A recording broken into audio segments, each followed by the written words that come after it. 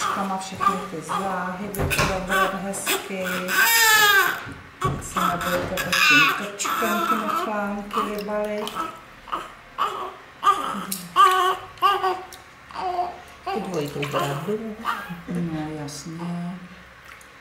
Ano, potom časem, jak z toho oblečení se práší, se tam dělají takový zanášky.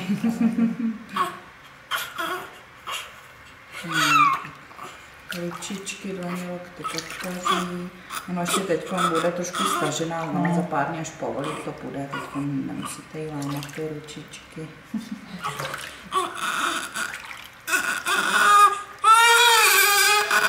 A když se takhle si dělá mázet třeba pod paží nebo pod spalem, či se